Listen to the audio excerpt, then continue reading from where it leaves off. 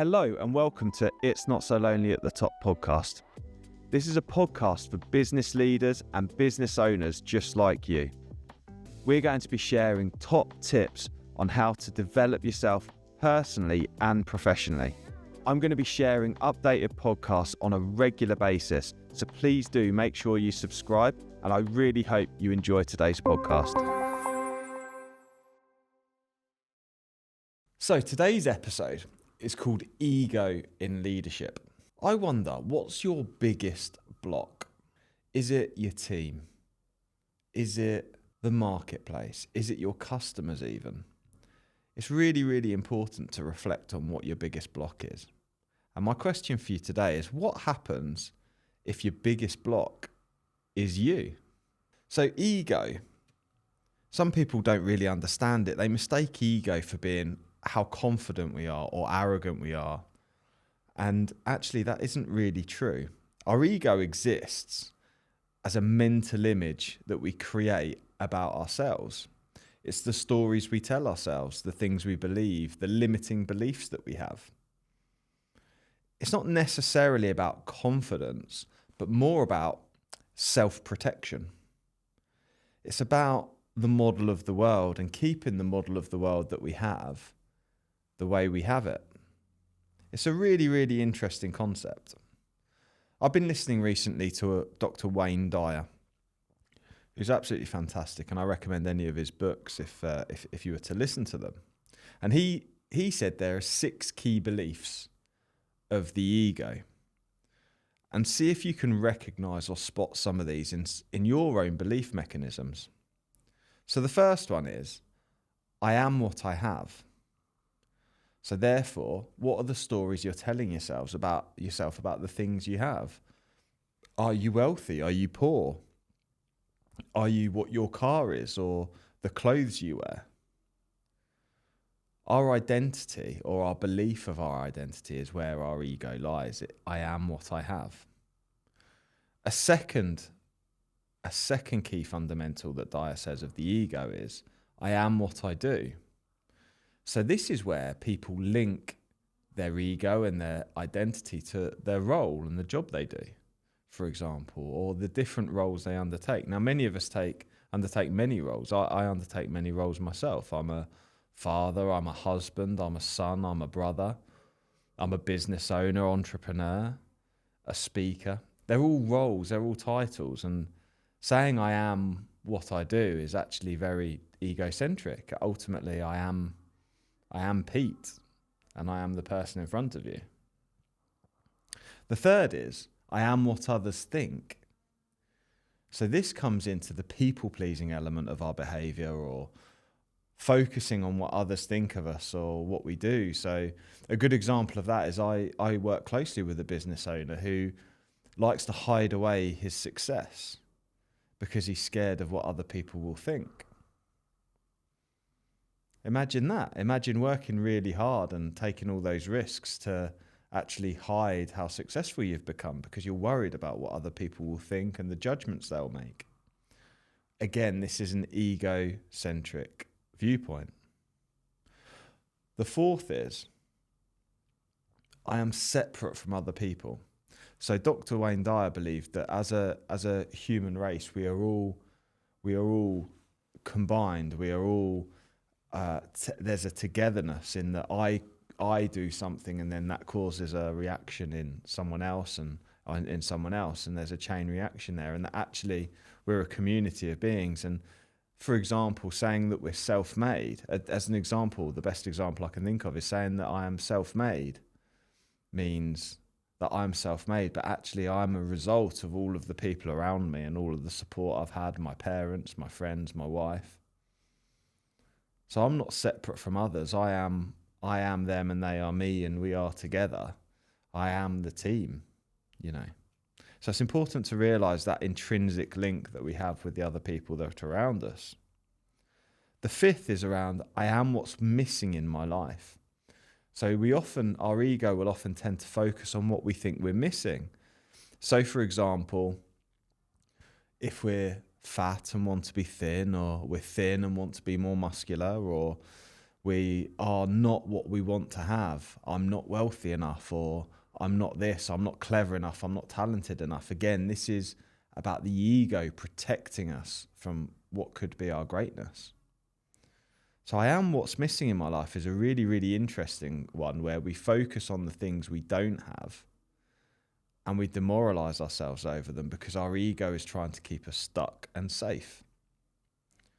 And the sixth, the most interesting, is I am separate from God. So Dr. Wayne Dyer talked about God, or the serene and divine entity, depending on whatever religion that you are. And he believed that God is within us, and that we are God, and that it's within us, and we are one with the world around us. We are one with nature. Now, it's a very interesting concept, and potentially not one for today's podcast, but nonetheless a very, very interesting concept, and I recommend reading his book to find out more. But I really focus on the key areas when I'm coaching with my clients. This understanding of I am what I have, I am what I do, I am what others think, I'm separate from others, and I am what's missing in my life. Those 5 key areas were areas that I focus on, because they're often what the ego is using sneakily to keep us stuck. Hi, my name's Pete, and I want to thank you for tuning into today's podcast. I'm a coach, speaker, and author. And if you want to take your personal development that bit further, did you know that I offer a mastermind program as well as one-to-one coaching? If you're interested, please do reach out on peterushmer.com. Stuck in the world of what is, stuck in the world that we know, rather than the world of what we could be or become. So what are the signs of ego when they show up for you as a leader? There's some key signs that I pick up in leaders that I work with, that ego is playing a part in what they do. The first is around deflecting blame. It's around blaming other people, blaming society, blaming culture, blaming our team, blaming the customer, blaming the weather. And it's not about taking ownership ourselves of what's capable for us. Interestingly, just yesterday, I was sat with a manager who I'm coaching, and I was asking him around how he's getting on at his 6-month review. And he was saying about some of the interpersonal challenges he's having with other members of the organisation he works for. Some of them are the leaders, some of the other workers, some of the other managers. And I was ready and willing to hear the challenges that he was facing. But at the same time, I did ask him the question for him to reflect himself on what is it that he can do? What is it that he can do to make those situations and relationships better? And where can he take ownership? Because his ego was blinding him by blaming other people and not realising that potentially he had some level of the blame. I'm not saying he was fully at fault,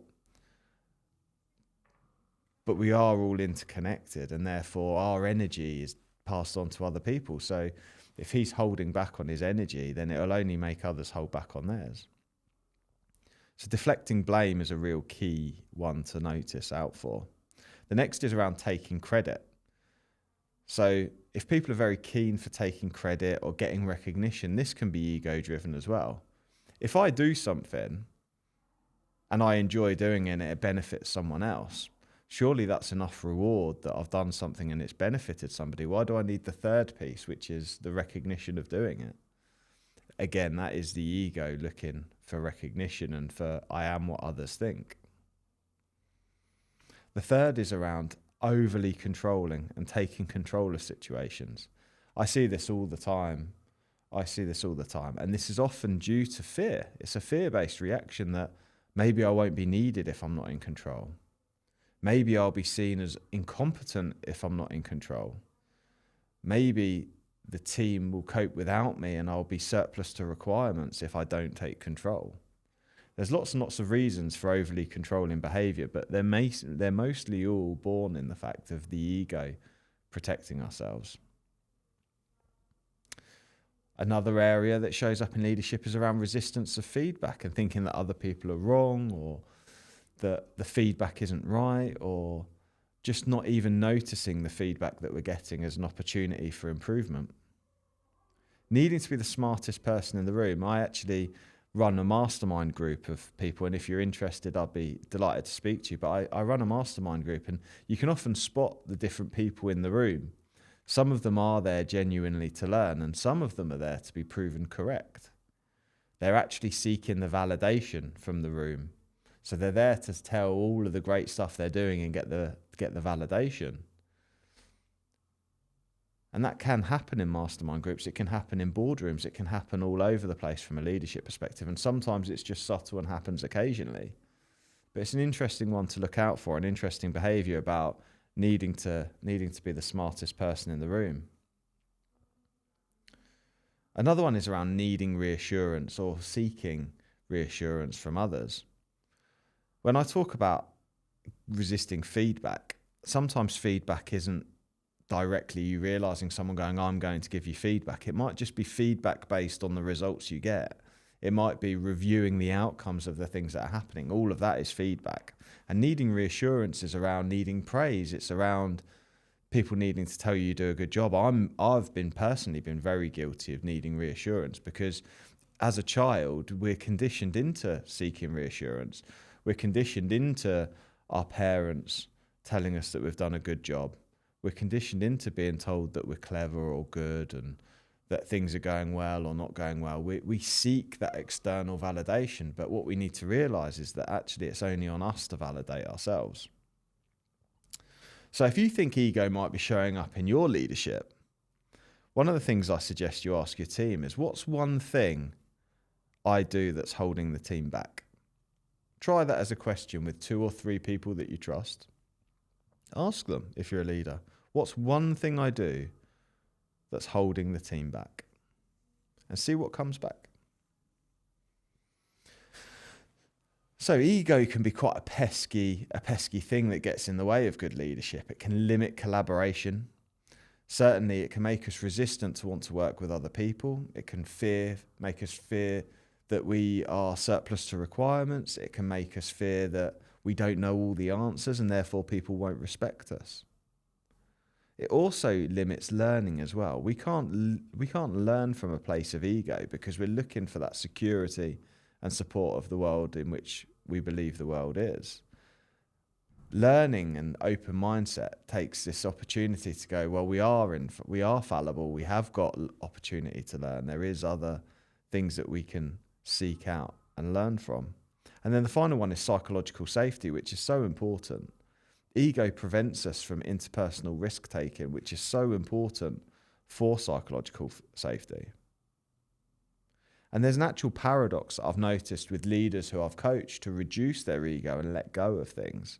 Because actually, as they let go from an ego perspective, that actually increases respect. So how do we master our ego? There's a few ways that I can suggest. The first is to journal.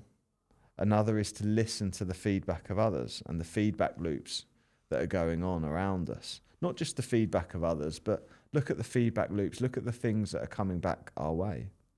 And take some vulnerability, have a shift around vulnerability. And let's move and shift from impressing people to having impact on people. That's one of the very best ways. Let's not focus on being impressive. Let's focus on being impactful. Leaders, thank you for listening to the podcast. I hope you've enjoyed it. And it's a very interesting one talking about ego. And I want you to ask yourself today, what if and how can you improve your leadership by recognizing and letting go of your ego today? Thank you very much. See you on the next one. Thank you for joining us on today's It's Not So Lonely at the Top podcast. We really hope you've enjoyed today's podcast. I'm absolutely delighted that you took the time to listen, and I really hope that you'll subscribe to ensure that you receive future episodes too. If you want to find out any more, please do search It's Not So Lonely at the Top podcast, and you'll find it on your favourite podcast app. Thank you.